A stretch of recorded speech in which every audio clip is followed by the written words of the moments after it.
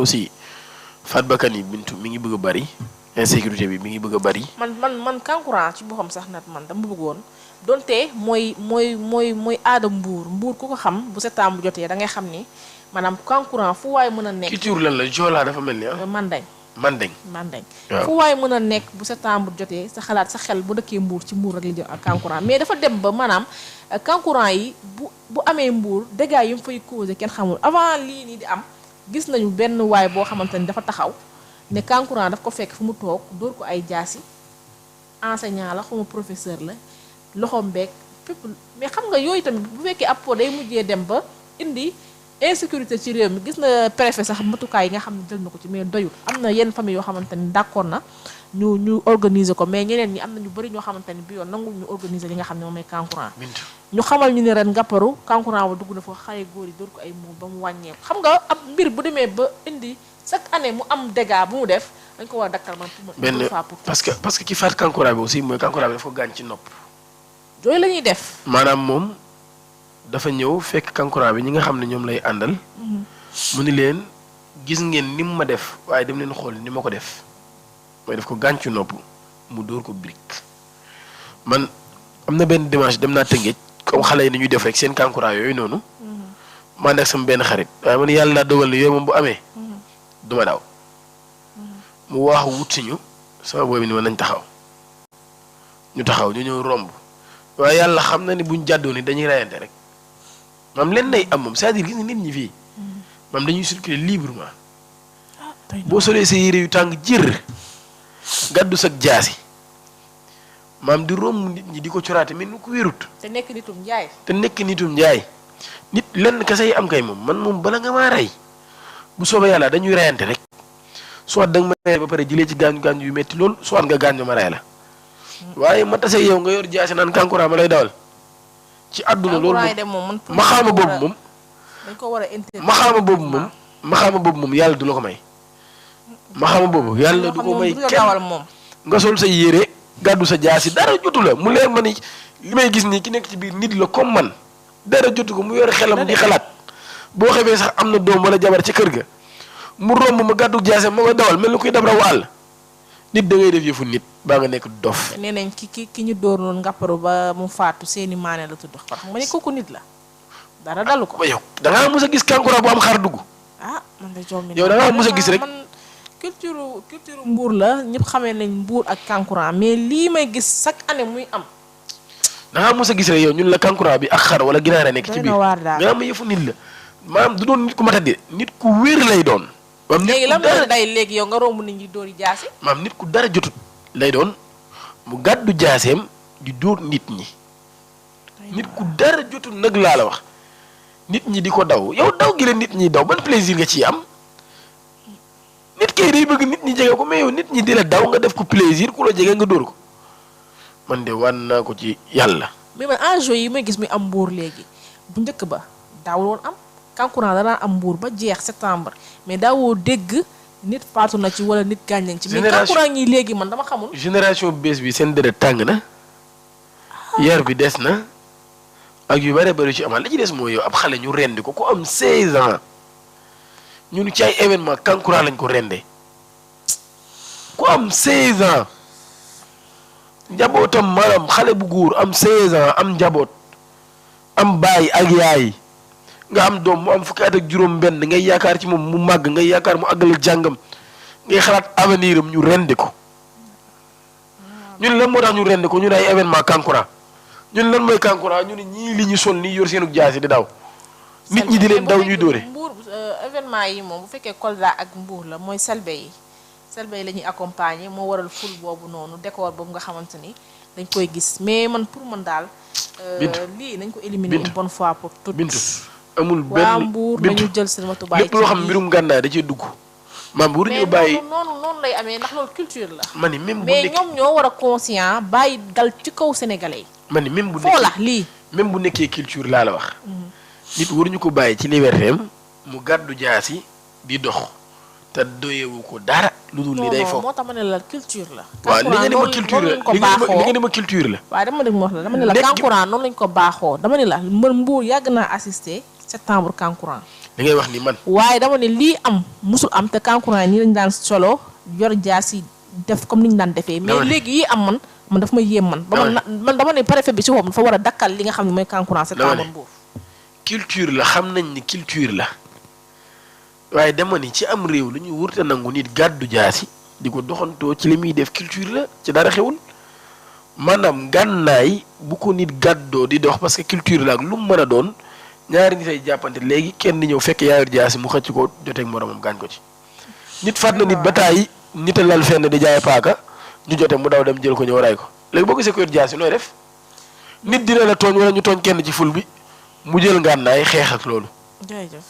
yow nit ñi yorul ngànnaay sax dañuy dem di ko wuti pour xeex yow ñu bàyyi la ngeen ngànnaay di doxantoo. mi ngi noonu li am mbuur doy na waar kankurang bi nga xamante dañ koo faat fële ca Ngaparou waaye nag beneen chute moom moo amaat fële ca cité Mixa 3e étage la xale bi daal di jugee daal di daanu ci suuf 21 ans la am Astu Jaañ la tudd moom nag nee na li ko métti du lenn lu dul copain wam moom moo ko bàyyi daal di koy jiiñ ne daf ko marabouté yóbbu ko ci sëriñ loolu daal moom moo ko métti ba tax mu jógee 3e étage daal di daanu Matar.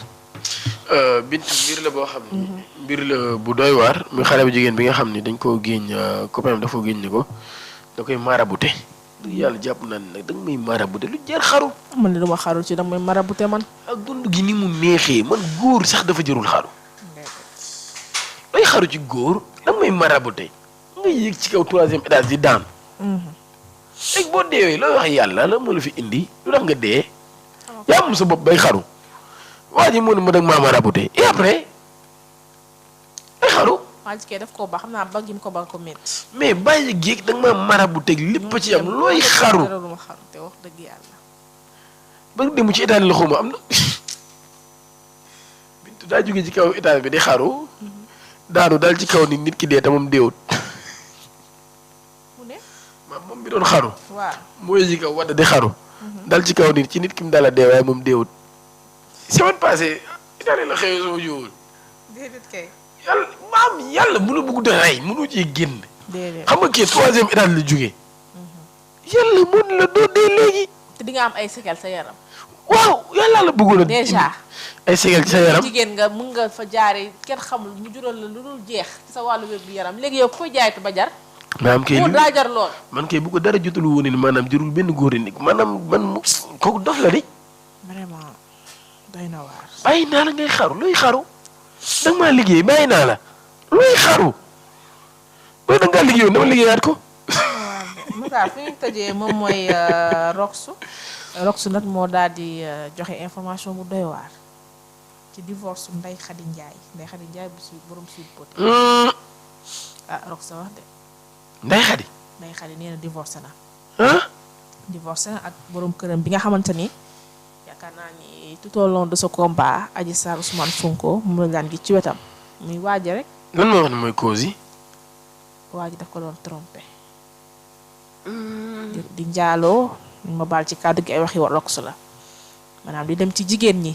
Ndeye Khady Ndiaye di ci tëg bëtam wala di ci am ay firnde yu leer naññ. teewul mu toog di muñ. Roxu ci ay waxam nee na li mu yor ci ay audio. Ndeye Khady ku muñ la ci li nga xam ni moom mooy sëy bi. waa Roxu ku ko jox audio yi. Roxu daal nee na Ndeye Khady Ndiaye divorcé na te li mu muñ bari na jëkkër ji daal xam nga rek kóolu tey. déet bul ni góoru tey ba tey maanaam waxi Roxu la nag. Roxu nag nee nañ Roxu na maa jamais. Roxu. na maa jamais. kan moo wax Roxu na maa jamais. Sénégalais sur les réseaux. Sénégalais Roxu na maa jamais. Roxu nee na Ndeye Khady Ndiaye tas na te li tax tas bi mooy li ma tegal nii ci table bi man nag loolu lu ma bett la wax dëgg yàlla man ba ma gisee Roxu wax loolu. bett na ma d'une part parce que Ndeye Khady Ndiaye dama ko gisoon ñoom ñaar moo ko jëkkër ñu am benn entente bu extraordinaire. xam nga sa soxna am ay problème mu yoon. dawoo daayiwoo. accompagner ko. tout au long de ce chemin là. ba yàlla def li am. maanaam musoo poussé musoo paas musoo def dara yaa ngi ànd ak moom. tey su ma gisee ñu ne. dafa doon trompé jabar ji man déception laa am donte nag nit moom kenn ko miimoon dara. mais man déception laa am parce que Ndeye Khady Ndiaye maintes reprises sur les réseaux da ngay gis bu birthday jëkkër jotee li mu koy defal ci teraanga. xam nga di ko tagg di wax ci moom ay baax ne jëkkër ji la nit la ku ko jàppale nit la ku ko soutenir nit la ku ko jàppale xaritam la. xam nga loolu boo koy gis tey nga xëy un bon jour ñu tegal la ci table bi kenn la divorcé na te lii mooy cause bi man vraiment dama am lu ma bett quand même. xam nga ak li xew seen diggante ñoom ñaar yëpp Ndeye Khady Ndiaye li mu jot ci ay tuuma. ay menaces lu ni mu jot ko lu ni mu dégg ko. teewul jëkkëram di ko soutenir ñuy ànd. di ci épreuve yooyu noonu ñuy ànd di ko gérer ba mu agsi fii tey. dëgg yàlla boo xëyee dégg ñun la Rox nee na divorcé nañ wax ni loolu mooy cause aussi lu xaw a doy waar lay doon. waaye man moom li may ñaan yàlla rek mooy yàlla bu mu nekk dëgg parce que nag moom ab sëy bu jeex moom kenn ñaanalu ko kenn te kenn yéene ko kenn nit. li benn borom xam-xam waxoon ni sëy yëpp moom ci jeex lay mujjee soit da ngeen di génn àdduna mu jeex soit da ngeen dem ba yàlla tas ko ci kaw su fekki ñaan ñëpp a ngi dund. waaye li ñu leen di ñaanal daal mooy yàlla bu mu nekk dëgg. bu nekkee dëgg tamit ñu ngi leen di ñaanal bu ñu mënee waxtaan nañu waxtaan ba déggoowaat parce que c'est-à-dire ci loolu lañ leen xamee. ci loolu leen Sénégalais yi xamee donc li ñu leen di ñaanal mooy bu dee dëgglaat yàlla nañu waxtaan ba déggoowaat. ba delluwaat mel comme nañ meloon parce que wax dëgg yàlla Sénégalais yi man daal ñaanaluma leen loolu en tout cas. mbir la boo xam tamit mbir la bu ma bett lool yàlla xam na ko te xam naa ni du doon lu kenn di bëgg. parce que sëy dafa sacré dafa doon loo xam ne li yàlla di wax di maanaam lim daganal lépp tas la ci gën a bañ maanaam li dagan lépp tas la ci yàlla gën a bañ kon donc nga xam ne nag tas moom lu metti la. te siiw du jaami borom. waaw te siiw du jaami borom donc jàpp naa ni même bu dee problème infidélité la ak yëpp lu mu mën a doon rek nañ ko waxtaanee ba trouver benn terrain boo xam ni terrain d'attente lay doon ñu xool nu ñuy def jëkkër ji bu dee dafa doon def yu mel noonu mu jëm ko bàyyi. jàpp ci soxnaam ñu waxtaan. mais audio yi nu mu def ba teer si mais Sénégal tamit doy na waar de. tax nee naa influenceurs yi nekk ci wala soi-disant influenceurs yi nekk sur les réseaux. nekk ñu Sénégal. mais ñoo gën a informé ñi nekk biir Sénégal. xam nga ñàkk sutura ñi leen di transférer les audios man ñoo ma yéem. xam nga ñàkk sutura bi moom am na waaye tamit ñu bari dañuy confié wu ci ñi nga xam ne xëy na c'est des influenceurs wala dara au lieu ñuy dem di confié wu ci seen ay mbokk. mais erreur gënul rek fa laa jëm te saa yoo ko defee ñu weer la parfois tamit ñenn ñi xëy na ñooy bëgg siiwal seen i yëf xëy na maanaam mere sa jëkkër bu ko weer wala dara nga ni comme di waxkat la naa ko jox mu waxal ma. yooyu itam mën na cee am li ci des tam mooy parfois nga waxtaan ak sa xarit boo wóolu mu jël ko transfert ko xaritam bu mu wóolu. xaritam ba transfert waat ko xarit bu mu wóolu moo tax audio moom kenn du ko partagé. man ku ma yónnee audio nga partagé ko.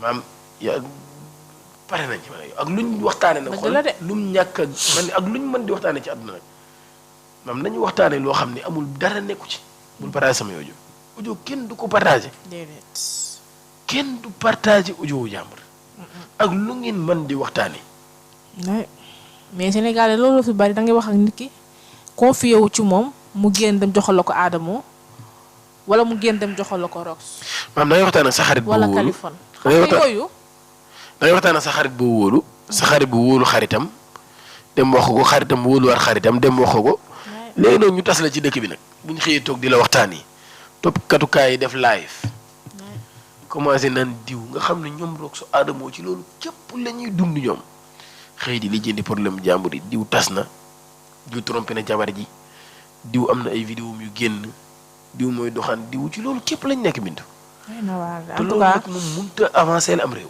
déedéet Rox de moo joxe information boobu muy divorce de Ndeye Khady Ndiaye ak ki nga xamante ni moom mooy borom këram bi nga xamante ni dañ ko daan gis tout le temps mu ànd ak moom partout ci tribunal ci wuy ji ci lépp loo xamante ni rek maanaam enduré woon nañ ko ensemble diggante 2021 ba 2023. Matar maa ngi lay gërëm di la bàyyi rek ñu tàggoo bu suba incha allah. kontaan naa Bintu ci si ak yow jotaay bi di jox dig daje ñuy seetaan. bu suba incha allah di ñaan yàlla defal ñu jàmm. fàtte woon tamit Cheikh Tidiane Dieye. xaalis bi nga xam ne dugal nañ ko Touba muy 2 milliards 500. ngir jàppale leen ci inondation yi lu am solo la. mooy plan d'urgence bi. plan d'urgence yoo xam ne ñu ngi doon wax 130 millions. après le ministre Cheikh Tidiane Dieye demande na fa.